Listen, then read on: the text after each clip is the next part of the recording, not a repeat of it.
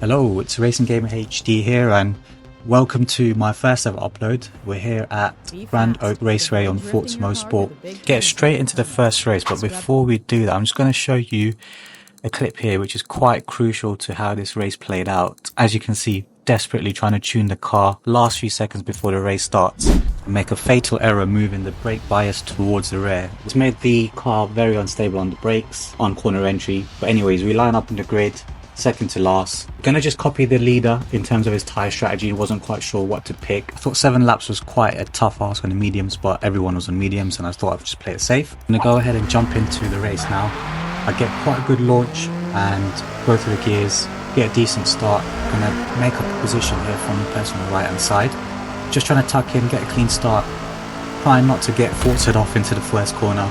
Anyone that's played Forza obviously knows key to having a good race and not getting wiped out in the first corner is just play a little bit safe, make sure you make it to the first corner. As you can see, I'm going to switch to replay cam occasionally just to give you guys a little bit of a better perspective on the race, how it's going, not just purely focusing on my perspective but the perspective of others around me. Go down the back straight here, carry some good momentum and try and catch some slipstream. We've made up a couple of positions from the start. We're going to try and see if we can make up some more positions and see if we can move forward as we go side by side here with 8th position. We go a little bit deep on the brakes. It wasn't the best brake in there, cross the track limits and get a 0.5 second penalty, which actually turns out to be quite crucial come the end of the race. Lots of carnage here. We're in a group of 7 cars all jostling for positions. This guy decided he does not want to take any further part in this race, completely wipes himself out and we'll move forward. We go down the main straight here. As you can see, the 2 leaders not too far ahead with us, stuck in the mid pack. We've got any shot of winning this race, we need to clear this pack quickly. Otherwise the leaders will just drive off into distance and get away. So I go nice and deep on the brakes here, clearing the guy next to me and going down the inside of the pink car, picking up 2 positions in quick succession. So I was quite pleased with that move. We get a decent exit and once again line up alongside another car going down the back straight. It gives me good racing room there. I keep to the inside over here, try and give him as much room as possible as it turns into a drag race down to the next corner. I thought the challenge was actually going to come from the car on the left, but the pink car comes from absolutely nowhere, sends one down the inside, goes really deep. I perform the old switcheroo, take the position back again, move on to the next corner, and I thought that defense was a little bit sketchy because I was quite late to move, but couldn't afford to give the position. But as you can see, there's like 6 or 7 cars behind me, so I couldn't give that position back. Just got to look forward and see if we can catch the leaders. We are up into 3rd position now, so making some good progress. Now that we cleared the mid pack, we can settle down into a little bit of a rhythm, try and get some good pace going and see if we can close the leaders in front and basically take some positions. And probably a good time to talk about what this channel is about. As you can tell from the name, it's called Racing Gamer HD, so I like playing racing games. Been playing Forza Motorsport quite a long time, since Forza Motorsport 3 and Forza Motorsport 4 days, so I'm a bit of a long-term player. Got a little bit of experience in this game. I do enjoy playing the game. I do enjoy the physics of the game as well. Obviously we all know how Forza launched. We all know it wasn't great. You know that they've had lots of issues and there's been glitches and bugs and all sorts of stuff going on with the game, but it seems to be slowly getting better and I'm enjoying actually the races more and more. I feel like the game's at a stage where it kind of should have been at launch, in terms of the stability and the playability. Obviously not 100% satisfied, there's still lots and lots of things to improve on and add content, etc, etc. They've obviously added Nürburgring recently, which is a good addition, but still not able to play online as far as I'm aware. So yeah, still lots of improvements to make. Hopefully the game does continue to improve and get better, and then more and more people can actually come back to the game and we can enjoy it even more. But the core of the game, the fundamentals of the game is really good actually. I would say that the gameplay is quite good, the physics are quite good. The best bit about the game is the online racing. I feel like the races are quite entertaining to play, so really happy about that. And let's just see how much more they can improve. And this series is going to be all about getting to 4,999 skill rating. So of course I'm just going to be playing the game, having fun, doing some races and see if we can actually put a little bit of a challenge behind it and see if we can get ourselves to 4,999 skill rating. Skill rating is a little bit of a weird one in Forza. It's not exactly sure how it's measured, but of course it's all based around winning races, getting on the podium, doing as well as you can, and just basically beating other players that have an equal or higher skill rating. That's what actually gets you a higher skill rating.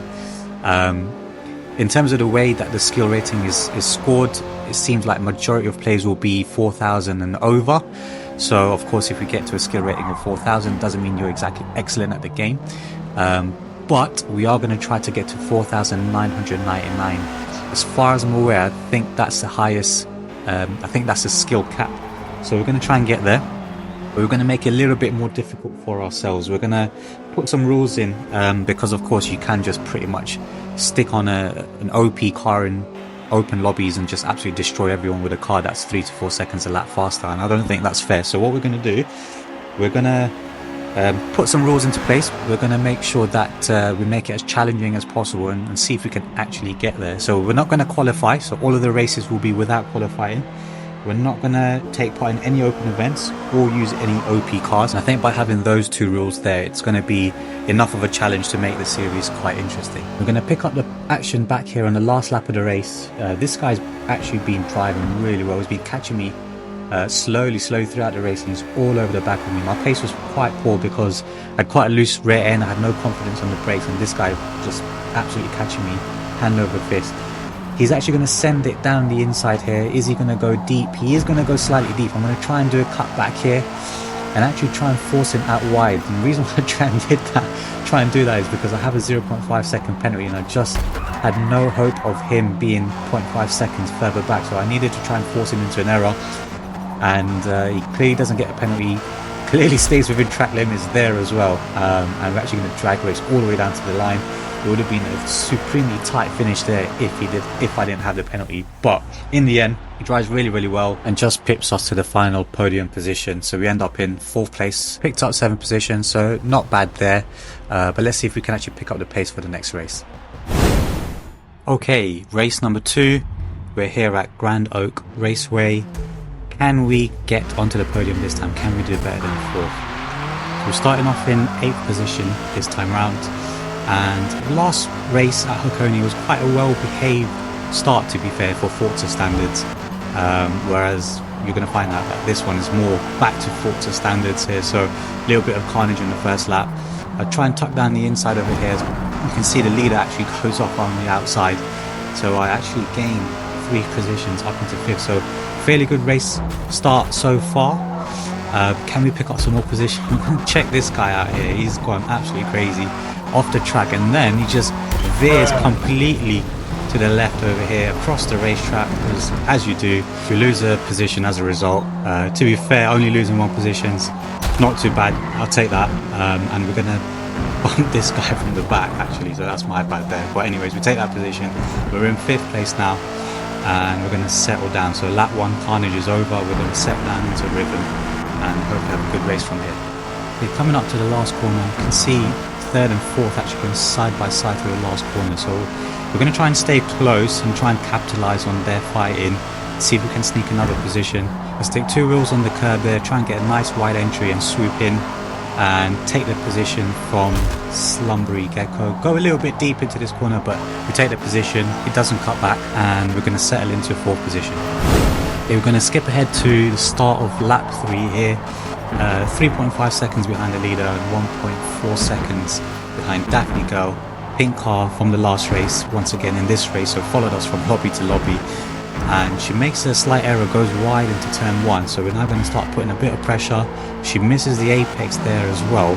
We'll skip to replay cam here. It's going to show us some good perspective of how we're actually taking some good lines and catching up to her. So Grand Oak Raceway, actually quite a nice racetrack. I do like driving on Grand Oak Raceway because it's quite a wide racetrack and you can take multiple different lines and all the corners flow into each other, so you can have some close wheel-to-wheel racing, some really good strategic battles in terms of what lines you take, where you accelerate, where you brake, so you can actually get some really good, fun, entertaining races here.